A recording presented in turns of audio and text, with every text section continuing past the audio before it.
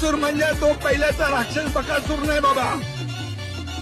हे 3.5 कोटी किंमत बकासूरची आहे. सांगतोय खरं तो बकासूर आहे, ओ शंभू.